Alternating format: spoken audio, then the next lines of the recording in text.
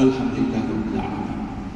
Wassalatu wassalamu ala asyrafil anbiya'i wal mursalin wa ala alihi wa sahbihi ajma'in.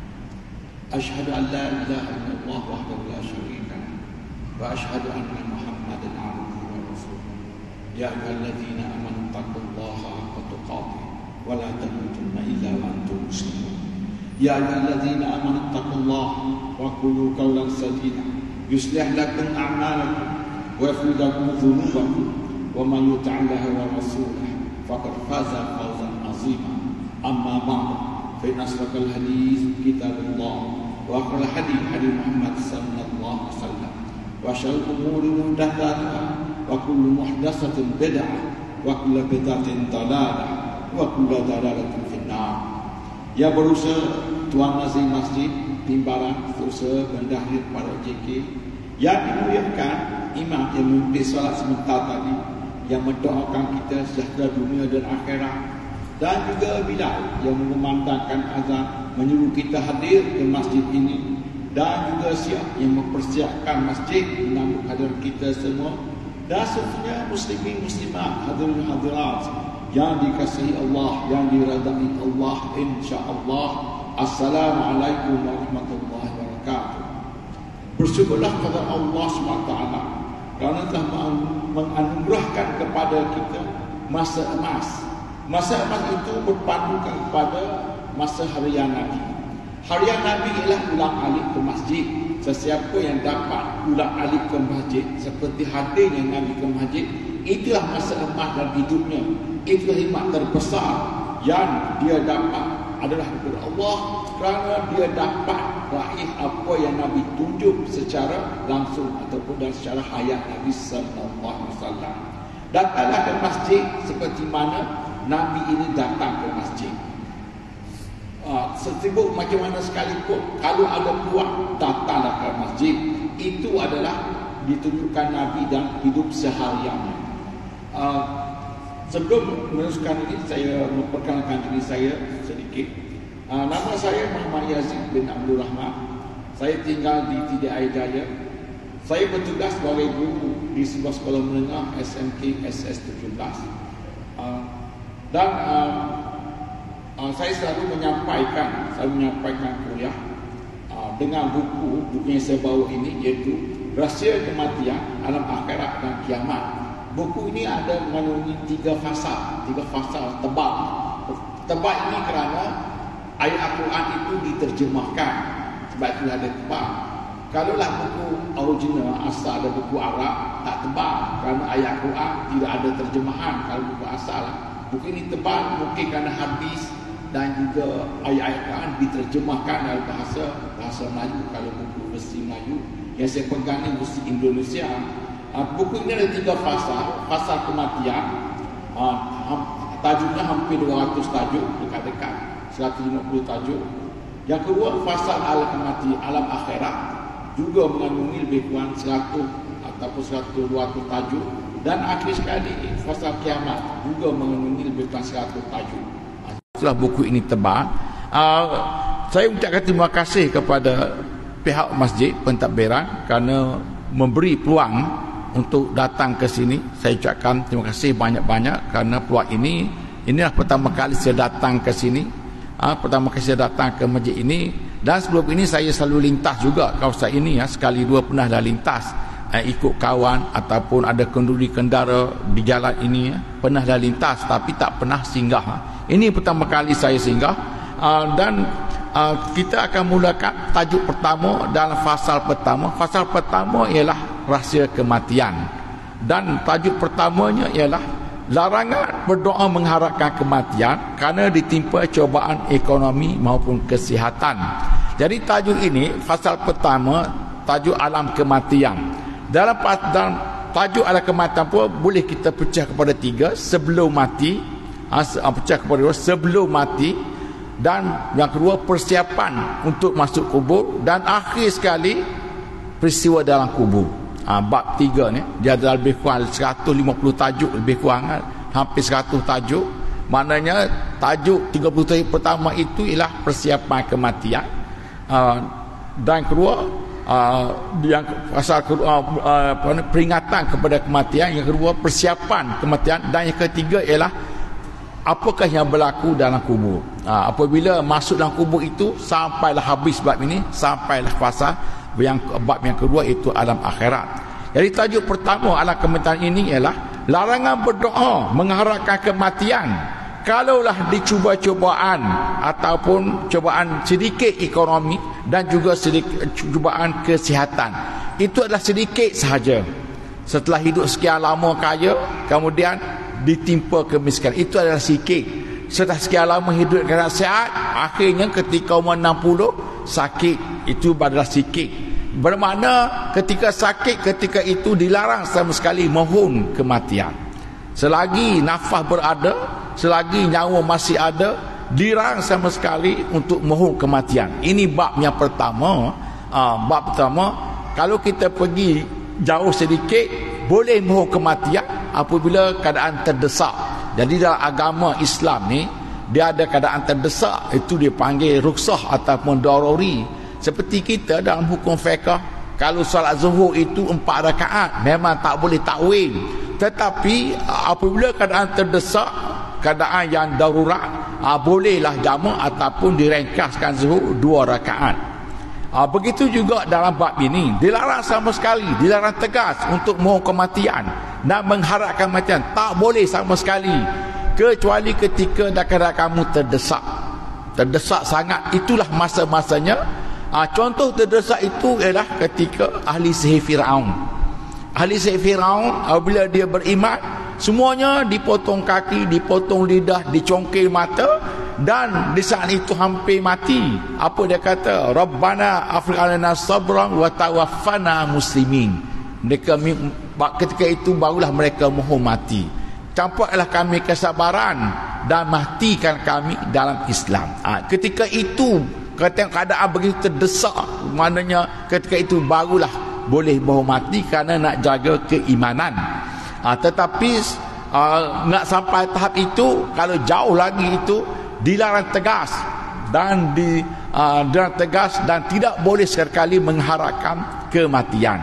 Sebab itulah dalam Islam, sesiapa yang bunuh diri, kalau mengikut hukum yang tegar, dia terkeluar daripada Islam. Kalau dia bunuh, kerana apa? Kenapa dia bunuh diri sedangkan perkara itu dilarang, sedangkan peluang tetap masih ada kepadanya untuk dia mengubah ataupun apa masalah apa yang dihadapi, peluang untuk dia selesaikan tetap ada.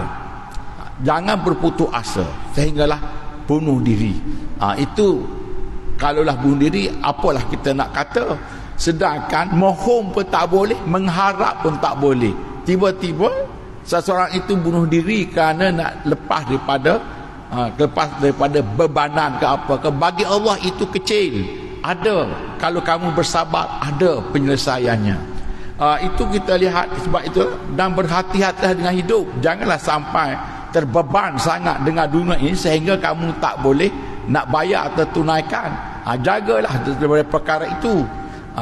Kalaulah terkena juga, teruskan kehidupan. Teruskan kehidupan sehinggalah apa yang takdir berlaku kepada kita, tunggu sehinggalah ajal itu datang menjemput kita. Tak boleh sama sekali mengharapkan kematian kecuali keadaan yang disebut tadi memang terdesak, kerana itulah satu-satunya masa untuk tidak ada apa lagi di depan untuk jaga keimanan. Wa tawaffana muslimin, seperti ahli sihir Firaun. Dalam bab ini Allah berfirman dalam surah Al-Baqarah, walanabluwannakum bisyai'in minal khauf wal ju' wa naqsin minal amwali wal anfusi was samarat wa basyiris sabirin.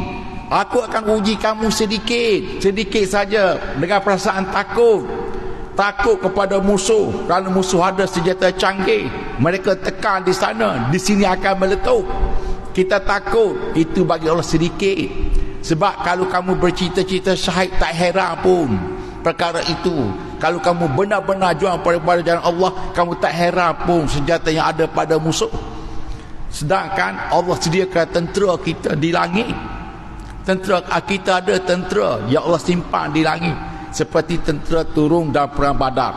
Bisa minal khauf wal ju', sedikit rasa lapar, senang datang kemarau, datang bala, makanan tak cukup, lapar, itu sedikit saja. Takkanlah diuji semakian kamu terus menghormati wa naqsim minal amwal, kekurangan harta, saham jatuh, mata wang jatuh, harta berkurangan, terus kecewa dan ambil langkah yang mudah, menghormati, tak mau tanggung. Minal amwal was samarat, tidak menjadi buah-buahan, tak menjadi kebun-kebun buah-buahan, kebun durian macam-macam king ada, tak jadi tahun tu. Bagi Allah itu hanya sedikit saja. Janganlah kecewa, janganlah putus asa, sehinggalah kamu menghormati kerana perkara itu. Wal anfus, dan kematian jiwa, orang-orang yang tersayang mati. Wabashiris sabirin, berilah khabar gembira kepada orang yang sabar. Jadi kalaulah semua kita bersabar perkara itu, Allah kata sikit saja tu, sikit saja. Memanglah sikit, setelah sekian lama kamu hidup senang, berapa tahun je susah, sekian lama kamu banyak duit, datang Covid, bisnes tak menjadi, baru 2 tahun. Sedangkan selama ini berapa tahun, hasil itu kamu dah beli rumah, rumah berapa banyak rumah dah kamu beli daripada hasil yang dahulu. Jadi sedikit. Jadi itu Allah akan uji kita. Dan berilah khabar gembira kepada orang-orang yang bersabar ini, bersabar dengan Covid 2 tahun. Berilah khabar gembira. Apa khabar gembiranya? Adalah pahala di sisi Allah SWT. Jangan sekali mengeluh. Dan apatah lagi ketika itu menghormati, dah kecewa dengan kehidupan, menghormati. Dalam ini tidak boleh sama sekali menghormati dan mengharapkan kematian. Di sini disebut kenapa tak boleh menghormati, kenapa tidak boleh mengharapkan kematian. Disebut di sini, yang pertama ada satu hadis diriwayatkan oleh Muslim dari Bukhari, Rasulullah sallallahu alaihi wasallam bersabda, janganlah seseorang dari kamu mengharapkan kematian kerana cobaan yang tengah menimpanya. Jika ia memang harus mengharapkan kematian, hendaklah ia berdoa, ya Allah, pelihara hidupku jika ia terbaik bagiku, dan matikanlah aku jika itu terbaik bagi aku. Kalau keadaan yang teruk sangat kita hadapi, teruk sangat, keuangan pun teruk, datang pula sakit, datang pula ada bencana lain, kata bertimpa-timpa. Kadang-kadang begitu pun tak boleh mengharapkan kematian. Kalau nak berdoa, berdoalah seperti ini, ya Allah, jika hidup aku ini baik, teruskan kehidupan aku. Jika kehidupan aku ini sudah tidak baik bagi aku, matikanlah aku, dan matikanlah aku jika itu terbaik bagi aku. Tapi tak mahu mati, ya Allah, matikanlah aku sekarang. Tak, kita tak mahu begitu. Kita sebut jika hidup ini terbaik, berilah peluang dan teruskan kehidupan aku. Jika mati itu baik pada aku, terserahlah kepadamu, ya Allah. Kita tak sebut ambillah nyawa aku. Kalau mahu mati, ambillah nyawa aku, ya Allah, matikanlah aku, ya Allah. Tapi kita tak sebut. Kalaulah kalian terdesak sekalipun, boleh berdoa seperti ini saja. Seperti doa Allahumma bi'ilmikal ghaib wa qudratika ala khalqi ahyina ma alimtal hayata khairal lana wa tawaffana iza alimtal wafata khairal lana. Itu doa daripada Nabi sallallahu alaihi wasallam. Kalau mati, kalaulah hidup ini terbaik, berilah kami kehidupan. Kalaulah mati itu baik untuk kami, terserahlah kepadamu, ya Allah. Tapi tak ada, ya Allah, matikanlah aku sekarang. Kita tak minta.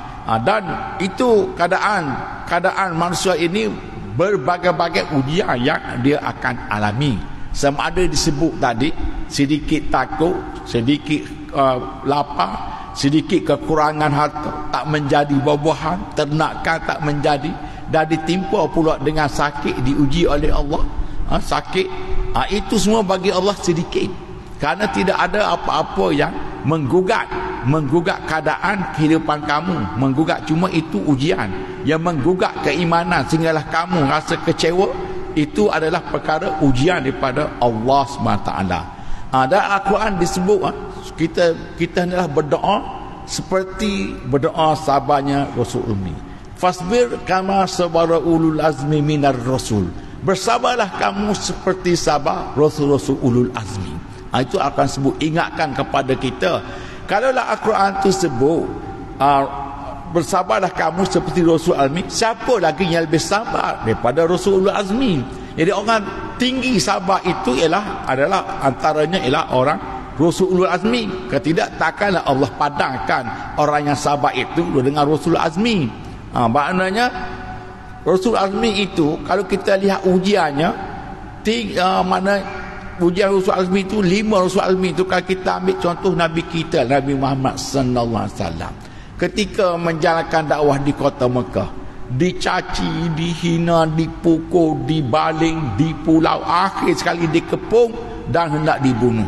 Semua Rasul Azmi akhirnya dikepung dan dibunuh. Ada Rasul Azmi Nabi Ibrahim dicampak dan api, Nabi Isa dikepung dan nak dibunuh. Allah angkat, Allah warafaka ilayya wa mutahhiruka, Allah angkat dia ke sisi Allah SWT. Bersabarlah kamu seperti ulul azmi. Itulah yang Allah minta. Kalaulah ujian itu sikit dan bertahanlah, jangan sekali-kali nak mahu mati. Dalam hadis yang lain pula ini disebut pula di sini, dalam hadis riwayat Muslim dan Ahmad, mengatakan bahawa Rasulullah sallallahu alaihi wasallam bersabda, jangan salah seorang kamu mengharapkan kematian dan janganlah berdoa memintanya sebelum kematian itu datang kepadanya. Sebab apabila seseorang dari kamu mati, maka terputuslah amalnya. Seseorang yang beriman itu harus mengisi tambahan kebajikan dalam umurnya. Kenapa nak mati? Kalau kamu mati, terputuslah bekalan. Hidup ini untuk buat bekalan. Kalau mati, terputuslah bekalan. Sedangkan kamu boleh hidup. Selagi kamu boleh hidup, kamu boleh tambah bekalan. Orang mati, orang yang hidup ini, orang yang hidup, teruskan kehidupan. Tunggulah ajal, sehinggalah ajal itu datang menjemput kamu. Selagi boleh bertahan. Dan selagi ada nyawa nafas, tingkatkan amalan saleh. Sama ada keadaan sakit, ada caranya untuk tingkatkan amalan saleh. Jangan sekarang dah mati. Kalau mati, terputuslah amalan. Kalau pada akal kita lah, kalau kita ambil 2 orang sahabat, A dan B, sama saja A dan B ni, selalu datang masjid. A umur 50 tahun wafat, habis wafat. B umur 60 tahun wafat. Siapa lebih banyak pahala? Tentulah B. Sebab apa? Dia lebih 10 tahun ke depan daripada A. Kalau kita ikut akal kita lah, begitulah. Selagilah kamu ada peluang, tambah jangan. Orang yang hampir mati ni, dia akan minta kehidupan. Wa anfiqu mimma razaqnakum min qabli an ya'tiya ahadukumul maut fayaqula rabbi laula akhartani ila ajalin qarib. Orang yang hampir mati ni, dia akan minta dengan Allah, fayaqula rabbi laula akhartani ila ajalin qarib. Ya Allah, berikanlah aku tempoh sedikit masa. Beri aku tempoh sedikit. Nak buat apa lagi? Dah sampai masa ni, nak sikit saja. Fayaqula rabbi laula akhartani ila ajalin qarib. Nak buat apa? Fa asaddaqa wa aku minas salihin. Aku nak sedekah dan nak jadi orang soleh. Itu orang yang hampir mati. Orang hampir mati pun minta nak tambah umur. Kenapa kita yang hidup ini nak mahu mati? Orang mati minta tambah umur. Kita yang hidup sehat dengan ujian sedikit saja tu nak mahu mati. Kalau kita lihat ayat itu, betul lah, kata jangan sekali mohon kematian dan mengharapkan kematian. Sebab apa? Apabila hampir mati, kita minta nak buat apa? Sedekah. Nak apa lagi? Nak jadi orang soleh. Jadi sekalulah hati kita ini keras untuk bersedekah, bacalah ayat itu. Itu surah Munafikun, ayat yang ketiga akhir letak saya, ayat yang ke-11 dari surah Munafikun. Bacalah itu, mungkin lunaklah untuk bersedekah. Jadi diterangkan di situ, andailah kata pada akal kita lah, pada imbangan akal kita, andai katanya orang dalam kubur itu dihidupkan satu hari saja, satu hari itu 24 jam saja, apakah mereka akan buat apabila mereka dihidupkan kembali? Mestilah nak bersedekah. Sebab Allah dah terangkan, hampir mati kamu minta nak bersedekah, dihidupkan satu hari, habis hartanya disedekahkan pada jalan Allah SWT. Diingatkan, semasa hidup ini perbanyakkanlah sedekah.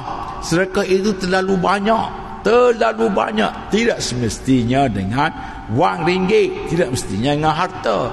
Apa saja kamu bersedekah, sedikit semua sendi yang ada pada kamu itu adalah sedekah. Dalam hadis disebut sedekah terlalu banyak. Yang paling tidak pun buang duri di tengah jalan. Takut terkena kepada orang yang lalu lalang. Itu pun dikira sedekah. Bukan bagi duit pun. Kalau bagi duit itu yang nombor satu. Jadi hidup ini perbanyakkanlah sedekah. Nanti esok-esok itulah yang akan menjadi pendamping kita nanti. Pahala yang tak putus-putus. Dalam hadis Nabi pun, kita akan mati, semuanya kita ni akan mati kecuali 3 perkara yang tak putus. Pertama disebut sedekah jariah. Sedekah jariah, pahala itu sedekah yang kamu sumbangkan, sedekah yang pernah kamu berikan, ilmu yang memanfaatkan kamu, anak yang soleh mendoakan kamu. Jadi itu sedekah. Dalam hadis Nabi kata sedekah paling tak putus-putus. Al-Quran sebut hampir mati ni kamu akan minta tambahan. Nak apa? Nak bersedekah. Bersedekahlah selagi semasa kita hidup, tak kira lah. Dalam satu bab disebutkan orang yang masuk surga, antara orang yang mudah masuk surga, orang yang mati sebaik saja dia bersedekah. Apabila dia bersedekah, setelah itulah dia pun wafat. Itu di antara orang yang menyebabkan ia akan masuk syurga. Bersedekahlah setiap hari, bermaknanya mati dalam keadaan bersedekah, ketika bersedekah. Itu disebut di sini. Kalau dah diberi peluang umur, boleh tambah lagi kebaikan. Kalau kamu minta mati, putuslah bekalan. Setakat itu aja bekalan. Jadi bekalan itu, adakah kamu yakin boleh imbang dengan kesalahan kamu? Boleh, adakah kebekalan yang ada itu dah cukup boleh imbang dengan kesalahan? Kita ini terdedah kepada kesalahan sebab kita bukan maksum. InsyaAllah amalan soleh memang boleh gugurkan dosa. Innal hasanat yuzhibnas sayyiat. Kebaikan boleh gugurkan keburukan. Pahala boleh gugurkan dosa. Dan sebaliknya, ada juga dosa boleh gugurkan pahala. Sampai di akhirat tak ada pahala, gugur. Seperti mana orang hadis sebut, ada satu dosa seperti daun kering dimakan api, ataupun daun dimakan ulat. Apa? Iaitu hasad dengki dan sebar fitnah. Sekarang ni berbagai-bagai fitnah yang melanda dalam handphone, WhatsApp ke, Telegram ke, macam-macam ada. Jangan sebarkan, setakat baca, setakat itu sajalah. Sebab apa? Itu boleh gugurkan pahala kita. Sebar fitnah, mengumpat, boleh gugurkan pahala kita seperti daun dimakan oleh ulat. Itulah hidup. Hidup ini biarlah pahala menggugurkan dosa. Janganlah dosa pula gugurkan pahala sampai di akhirat muflis, tak ada pahala. Kenapa? Semuanya diambil oleh orang-orang yang pernah kita umpat. Wali'azubillah. Kita pergi hadis yang kedua. Kenapa dilarang sama sekali mohon kematian dan mengharapkan kematian? Yang pertama tadi, putuslah bekalan kalau kamu mati. Yang kedua, diriwayatkan oleh Bukhari dan Sa'ad daripada Sa'ad bin Ubay, daripada hamba Abdurrahman bin Azhar, bahawa Nabi sallallahu alaihi wasallam bersabda, jangan salah seorang kamu mengharapkan kematian. Kalau ia orang baik, ia masih boleh menambah kebaikan. Kalaulah ia seorang yang jahat, pernah melakukan kesalahan, mudah-mudahan ia boleh bertaubat terlebih dahulu. Kenapa nak mati? Rasa dah cukup ke amalan? Kalaulah kamu mati, kalau kamu baik, bertambahlah amalan soleh. Kamu seorang yang soleh, beriman dan soleh, kalau kamu teruskan kehidupan, bertambahlah pahala kamu.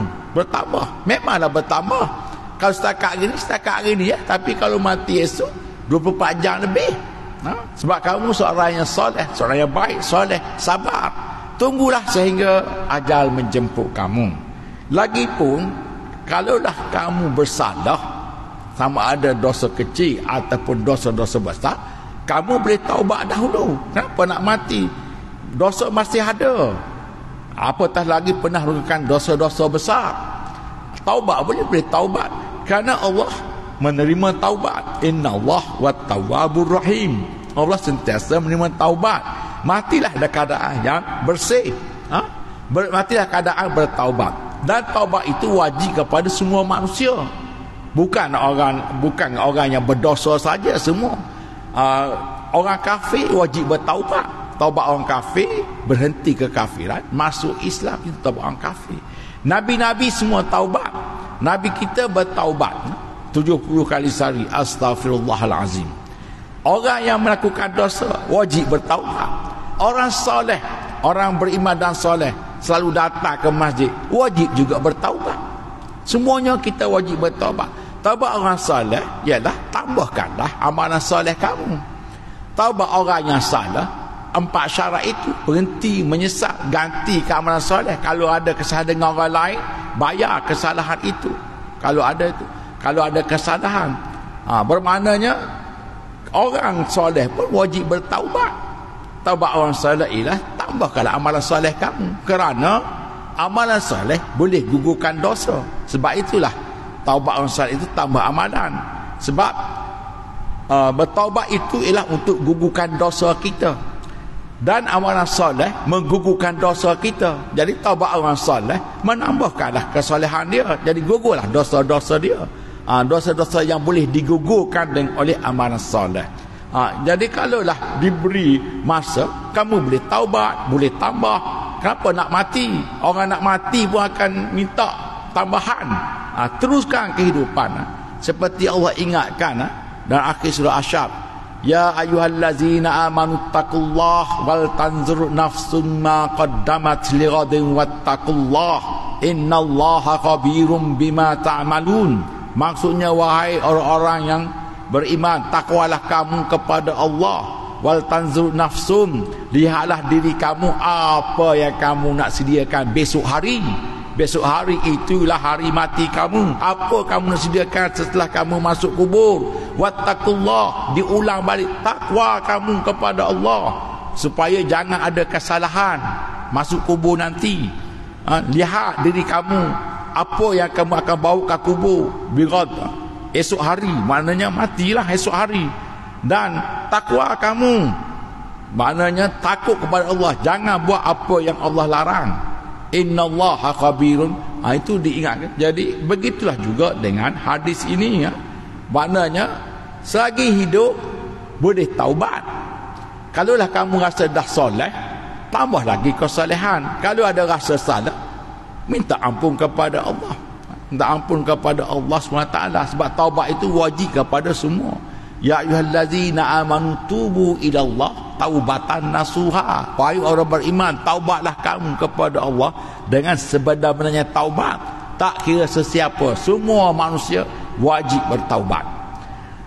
Dan hadis yang lain lagi diterangkan sini, jangan sekali harapkan kematian dan memohon kematian.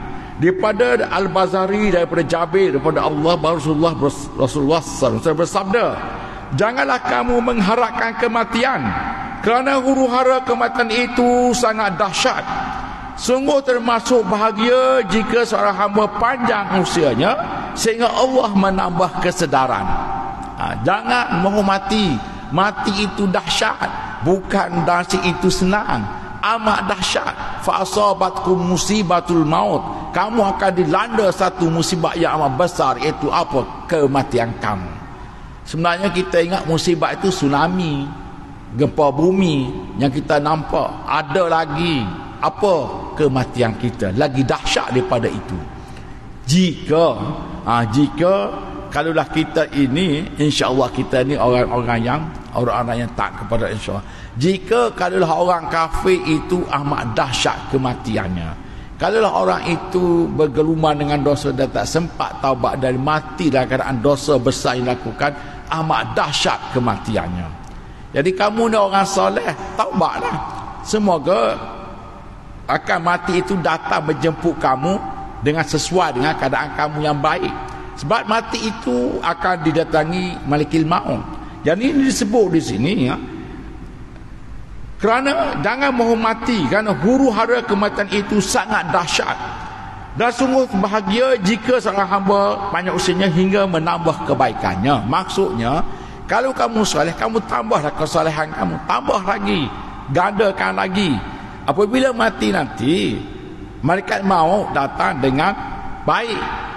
Jadi huru hara kematian itu ialah dua kedahsyatan mati itu ialah ketika sakarat. Ketika sakarat itu amat dahsyat, sakit, pedih. Yang keduanya ketika nyawa itu ketika nyawa itu dicabut daripada jasad, ketika nyawa itu dileraikan daripada jasad, itu amat sakit. Sekujur tubuh meraung, semua dunia dengar kecuali jin dan manusia. Itu kepada orang-orang kafir ataupun orang fasik ataupun orang munafik. Bagi orang yang beriman dengan amal soleh, tidak adalah seperti itu. Tapi beringat, kalaulah kamu hidup tambah amalan soleh, malaikat itu akan datang. Allazina tatawafahumul malaikatu tayyibin yaquluna salamun alaikum. Orang yang beriman amal soleh ini, malaikat itu datang kepada orang yang baik tayyibi ini, salamun alaikum. Dia beri salam terlebih dahulu kepada kita. Dan dia seru, wahai roh yang baik pada jasad yang baik, keluarlah kamu. Roh itu akan keluar perlahan-lahan. Jadi itulah maksudnya, Allahumma hawwin alaina fi sakaratil maut. Ya Allah, pemudahkanlah ketika aku sakarat. Pemudahan sakarat itu ketika ada puan dengan amalan soleh, tambah amalan soleh, tambah. Jangan nak minta mati itu dahsyat. Amat dahsyat kematian itu, kerana pertama ialah sakarat, yang keduanya ketika malaikat maut itu datang nak cabut roh. Adakah dia sentak sekaligus ataupun dia seru supaya nyawa itu keluar perlahan-lahan. Keluar perlahan-lahan itu untuk kita semua. Tambahlah amalan itu. Jadi kenapa nak mahu mati?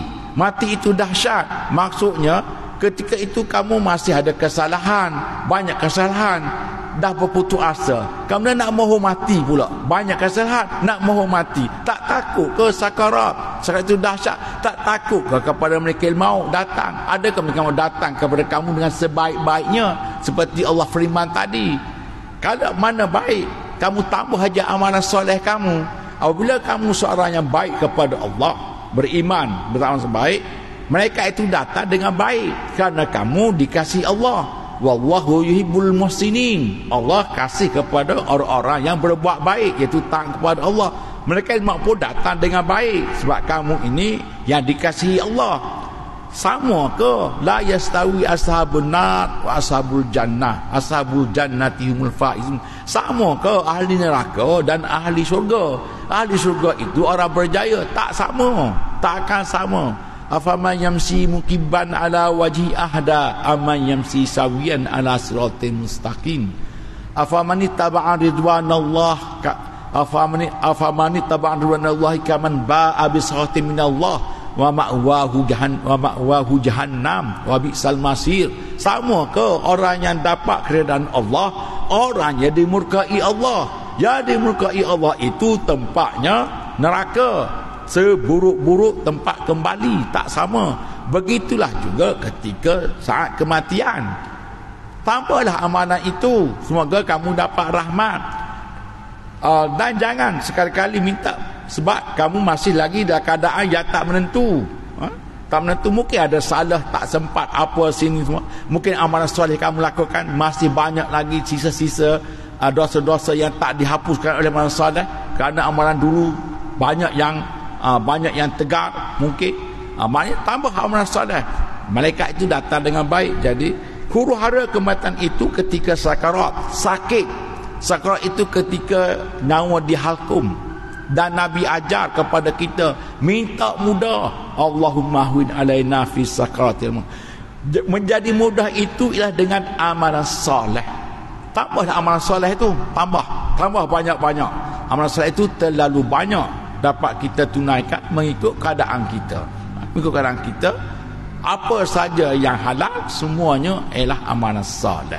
Apa saja yang haram itu adalah amalan yang buruk, ada batas halal dan haram. Yang kedua, kedahsyatan mati itu ialah apabila malaikat itu datang kepada orang kafir. Malaikat itu datang dengan garang, terlalu garang, pakaian hitam, muka hitam, mulut menghembuskan wak api, telinga berdengus api, hidung berdengus api, suara seperti guruh, mata tajam seperti pedang.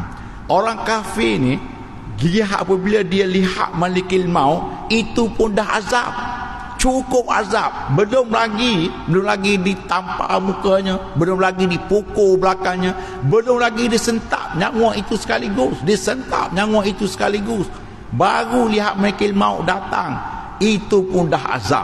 Itu dia katakan huru-hara kita amat dahsyat. Kenapa nak mahu mati? Adakah kamu dah cukup amalan soleh kamu nak mahu mati? Kalau kamu hidup, tambah lagi. Kalau kamu baik, bertambah baik. Kalau kamu baik, bertambah baik. Dan banyak pula amalan. Mereka itu datang jemput kamu sebagai seorang yang mulia. Orang Islam beriman ini mati dengan mulia. Orang kafir mati dengan kehinaan. Kehinaan itu amat dahsyat. Itu diingatkan. Kenapa nak mati? Sakarat itu dahsyat. Malaikat maut itu amat dahsyat kepada kamu. Tambahlah amalan soleh, kerana mereka itu datang dengan sebaik-baiknya kepada orang-orang yang soleh. Itulah bab ini disebut di situ. Kenapa tidak boleh mohon mati dan jangan mengharapkan kematian kalaulah belum sampai keadaan yang begitu getir. Yang begitu getir seperti ahli Sihir Firaun disebut tadi, dan ada beberapa contoh yang lain lagi ya. Kalau tak sampai begitu, teruskan kehidupan dan bersabarlah dengan kehidupan apa yang melanda kepada kamu. Itu sikit. Itu sedikit saja bagi Allah setelah menggunakan kamu berbagai-bagai nikmat. Menurut ulama kita, mati itu dalam Islam, mati itu bukanlah mati. Mati itu hanyalah disebut sahaja mati kerana nyawa dipisahkan daripada roh, disebutlah mati, tetapi tidak mati. Dalam Islam bilanya mati, tak pernah mati. Mati itu hanya disebut kerana dipisahkan roh daripada jasad, lalu disebut mati. Adakah mati? Tak mati. Sebab hidup selepas mati itu lagi besar. Kerana mati itu dipersoalkan, mati itu akan mempersoalkan setiap saat, setiap detik, setiap perkara yang kita lakukan semasa kita hidup. Ditanya satu-satu, hidup berapa tahun? 60 tahun. Akhir balik bila? 15 tahun. Dan akhir balik itu ada tercatat detik dengan detik, saat dengan saat, peristiwa ke peristiwa, semuanya ada tercatat. Jadi bila kita mati, tak ada. Mati itu hanya disebut saja.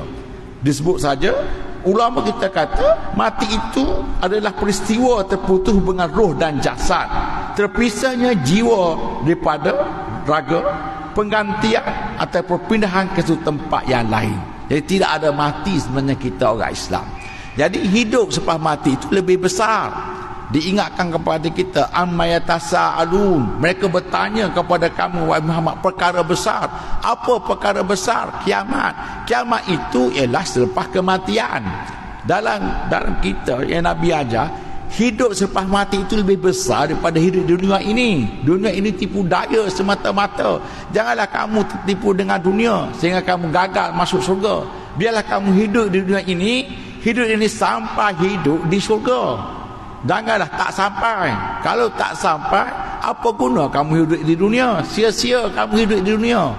Itu orang kafir lah, tak ada guna langsung hidup di dunia, sebab dia tak boleh sampai ke surga. Kalau azan juga, azan lah.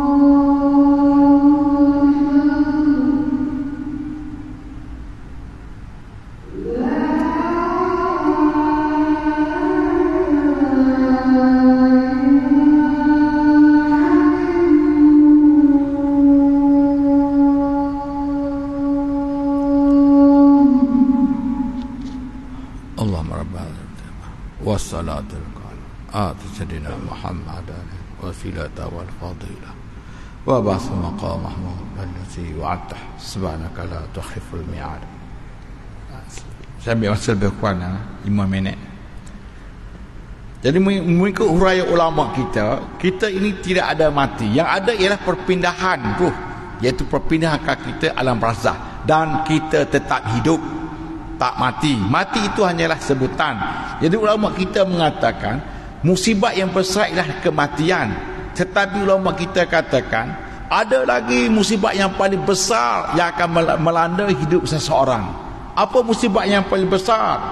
Iaitu mereka lupa kepada kematian dan tidak mahu mengingatnya dan jarang sekali memikirkannya.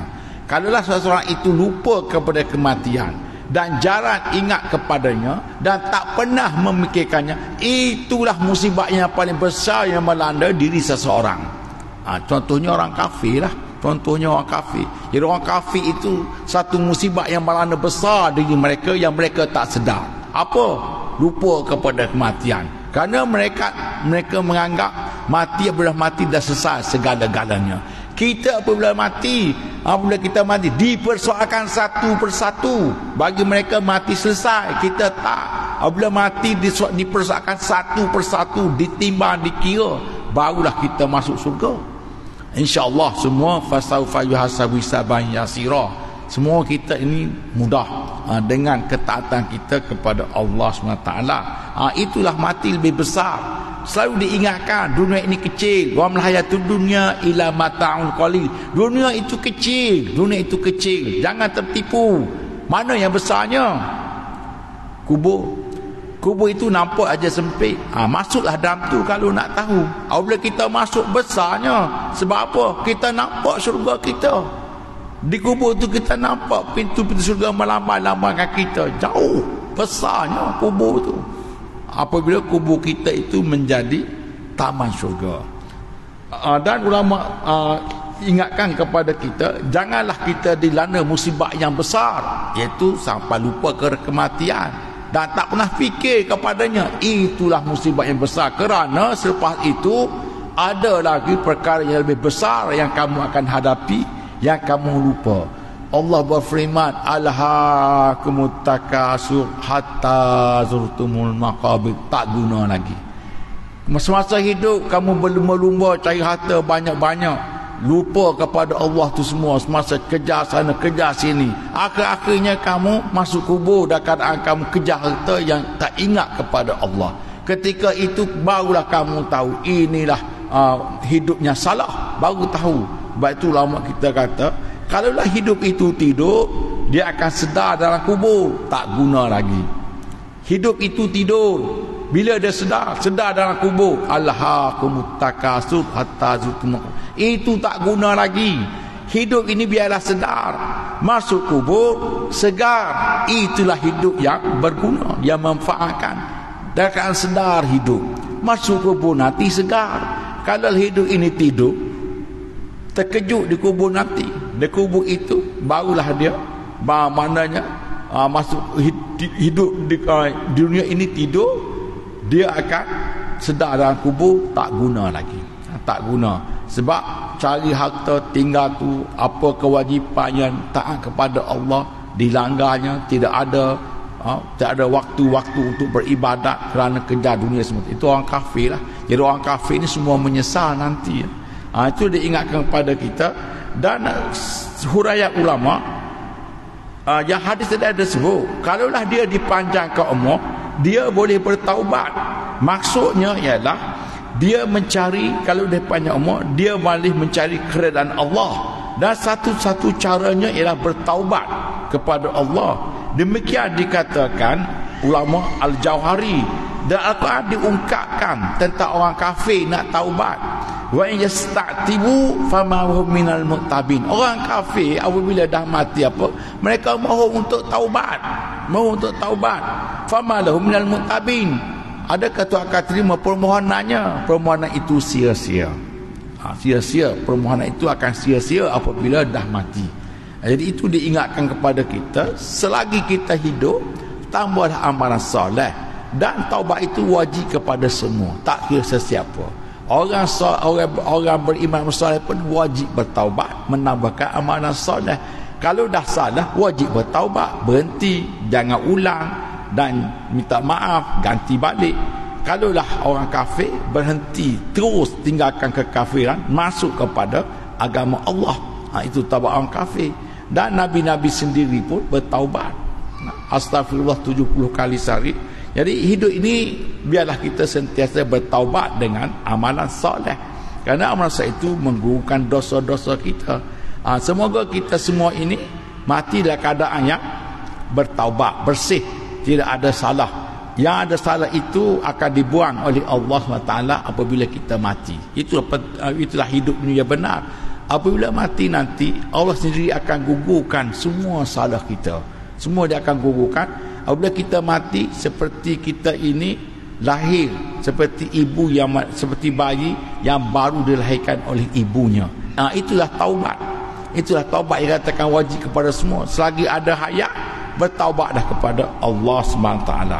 Jadi itu dapat saya sampaikan pada petang ini.